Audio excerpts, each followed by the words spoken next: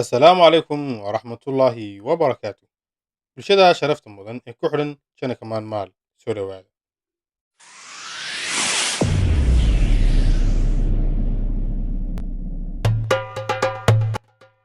Hadalkeeda markaan maqlay ayay nacaw qabo isxaaqday. Markaasaan ku udhi wallaahi waa runtaa in adeer oo meesha dukaan mid yahuudi leeyahay ayaa ka ag dhowaa.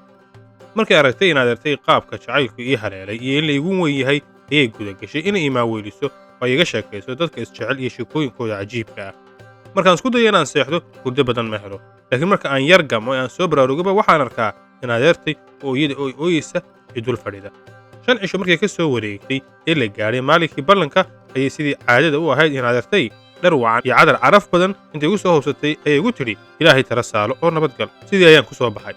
Luuqii gurigoodu ku yaalay gabadha ayaan soo galay, laakiin waxaan arkay dukaankii yahuudiga oo xiran. Waan iska hor fadhiistay, sidaan u fadhiyey ayaa casar igu soo galay. Haddana maqrib ayaa igu soo galay oo baxay, haddana cisho ayaa igu soo galay oo baxay. Markii goor dambe noqotay intaan naftaydii u baqay ayaan gurigeygii iskaga soo laabtay.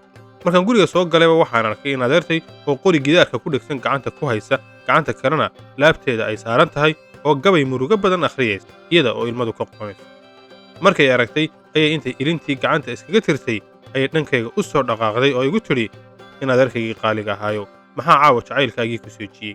Intaan hadalkeedii ka cadhooday ayaan bahal dhirbaxaa dheg iyo dhema fuji. Markaasay madaxa ku dhufatay qorigii gidaarka ku dhegsanaa halkaas oo nabar weyne inta uu wejigeeda ku dhigay uu dhiiggu istaagi waayey. Way aamustay, ereyna kumay dhawaaqina intay mara soo qabsatay ayay madaxa ku xidhatay oo dhiiggii ay ku joojisay. Kadib inta ay ii timi ayay igu tidhi inaad khalad hay fahmin. Ana oo arkin hadalka aan kuuli inaan kugu jeesjeesayay ee aniga ayaa madax xanuun iyo jirro iska ka haysay ku mashquulsanaa ee raalli noqo oo iga sheekay wixii caawa aad la kulantay. Kadib waxaan uga warramay sidii wax u dhaceen. Markaas ayay igu tidhi abshir in adeer. Iminka ayuunbaad heshay wixii aad doonaysay, waxay tijaabinaysay jacaylku inuu dhab kaa yahay iyo in kale. Ee waxa aad samaysaa maanta xilligii aad baxday oo kale berri inta aad baxdo isla booskii maanta aad tagtay ku laabo. Kadib cunto ayay ii keentay markaasaan laad intaan ku dhuftay ayaan ku udhi waad og tahay inaanan amatada haynina maxaad waxan iiga keenaysaa. Waa dhab in adeerkayow ayay tidhi waxay ka mid tahay taasi astaanta qofka jacaylku hayo ee sabirka iyo dulqaadka dugso. Kadib waxay ururisay weelkii iyo cuntadii aan laadka ku kala firdhiyey. Subaxii xigay markii la gaadhay ayaan halkii ballantu ahayd aan iska xaadiri. Kadib gabadhii intay dariishadii furtay ayay qosashay. Waxay soo saartay muraayad, kiish, doog cagaar ah iyo faynuus. Muraayaddii ayay kor u qaaday oo waxa ay gelisay kiishkii. Faynuuskiina waxa ay dul dhigtay doogii cagaarna. Intaa markaan arkay ay daaqadii intay xidhay ba iska tagtay. Waxaan qalbi jab ka qaaday tilmaamaheedan dahsoon iyo farataagtaageedan aan la garanaynin. Aniga oo ooyaya oo niyad jabsan ayaan guriga ku soo laabtay sidii caadada ahaydna waxaan u imi tii in adeertay ahayd oo sideedii iyaduna u ooyeysa oo ilintu ka qubanayso. Waan u imi waxaanan arkay iyada oo madaxa iyo wejiga laba maro ku kala xidhan. Marada madaxu waa tii ay nabarka ku xidhatay, marada wejiguna waa mid ay indhaha ku xidhatay si aan loo arkin raadka oohinta badan indhaheeda uu ku yeeshay. Markii maradii iska qaaday ayay aragtay inaan ooyayo, kolkaas ayay igu tidhi ii warran in adeer sidee wax u dhaceen. Waxaan uga warramay tilmaamihii gabadha aan kala kulmay. Markaas ayay igu tidhi abshir iminka ayuunbaad hanatay. Muraayadda ay kiishka gelisay waxay uga jeeday sug inta cadceeddu ay gudka gelayso.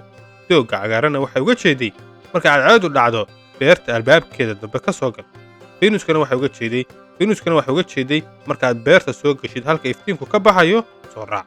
Kadib halkaa igu sug aniga ayaa kuugu imanaya. Hadalkaa marka aan maqlay ayaan aad u farxay oo xaaladaydii ay isbedeshay. Kadib waxa ay guda gashay inay imaaweyliso oo ii sheekayso balse cunto iimay keenin iyada oo ka cabsanaysay inaan ku xanaaqo. Cadceeddii markii ay godka gashay intaanan tegin ka hor ayay igu tidhi inaad gabadha marka aad ka tegaysid labadaa bayd ee gabayga ah akhri. alaa ayuha alcushaaqu billaahi khabiruu ida ishtadda cishqun bilfataa kayfa yasnacu. haye ayaan idhi. beertii ayaan albaabka dambe ka soo galay. Kadib waxa aan raadiyey meel iftiin ka baxayo. Markaan helayna halkii ayaan abbaaray. Waxaan u tegey gogol qurux badan oo la sii diyaariyey waanan iska fadhiistay. wax yar kadib goobtii waxaa soo gaadhay gabadhii oo ay la socdaan 10 addoomood oo iyadu ay dhex socoto iyada oo la moodo inay dayax 15 tahay. Markii ay soo gaadhay ayay dumarkii kale iska laabteen.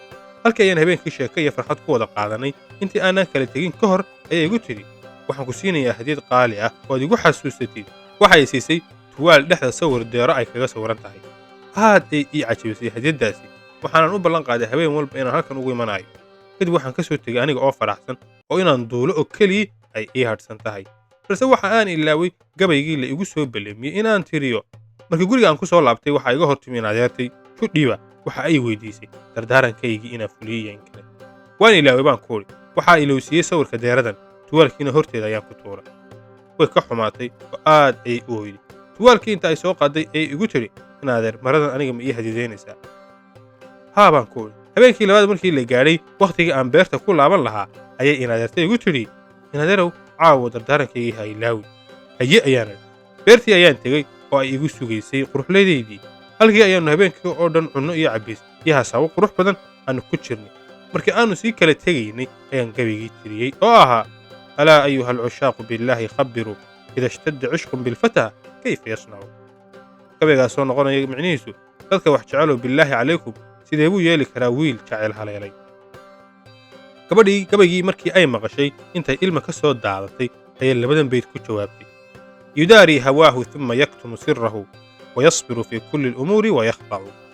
jacaylkiisa ayuu qarsanayaa, sirtiisana wuu daboolayaa, arrimaha adeegoodana wuu ku sabrayaa. labadaa bayd ee cusub dusha ayaan ka soo qabtay, waxaanan soo baxay aniga oo faraxsan oo ku faraxsan in adeertay dardaarankeedii inaan caawa fuliyey. gurigii markii aan imi waxaan u imi in adeertay oo xanuunsanaysa oo hooyaday dul fadhido. markay i aragtay ayay madaxa intay soo qaaday ayay i weydiisay, gabaygii ma tirisay? haa ayaan ku idhi, weliba laba bayd oo kalena way iigu kaa soo dhiibtay. waxay tidhi imaqashii. labadii bayd ayaan u akhriyey. intay ilin diirani ka soo daadatay ayay mar kale laba bayd oo kale ay i fartay inaan gabadhii gaadhsiiyo. labada bayd oo ahaa: laqad xaawala asabra aljabiila walam yajid lahu kayra qalbin fi sabaabati yajzacu. hore ayuu isugu dayey sabirka wanaagsan, laakiin qalbi jaban iyo naxdin waxaan ahayn kamuu dheefin. haye ayaan idhi. sidiisii la mid ah habeenkii markii aanu wakhti fiican wada qaadanay ee la gaadhay wakhtigii aanu kala tegi lahayn ayaan labadii bayd ee ay soo faray aan ka dul tiriyey. gabadha wejigeedii muruga inta ay soo kor martay ayay labadan bayd iigu soo jawaabtay: fain lam yajid sabran likitmaani sirihi falaysa lahu cindii siwa almowtu anfacu. haddii qarinta sirtiisa uu ku sabri kari waayey, markaa geerida wax u dhaamaa ma jiraan. dusha ayaan labadaa baydna ka soo qabtay. gurigii markii aan imi waxaan u imi in adeertay oo sidii u xanuunsanaysa oo hooyaday dul fadhido. kadib markay aragtay ayay madaxa kor soo qaaday oo ay weydiisay su'aasheedii ahayd: wax cusub may sidaa? haa ayaan ugu jawaabay. waxaan u sheegay labada bayd ee laigu soo biiriyey.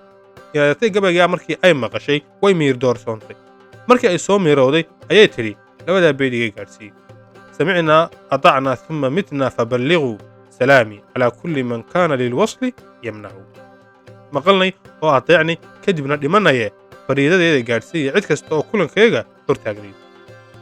halkaas ayaynu ku soo koobaynaa caawa xalqaddeenna. inta xalqaddan xalqadda ku xigta aynu ku kulmi doonno waxaan kaga tegayaa salaamullaahi calaykum.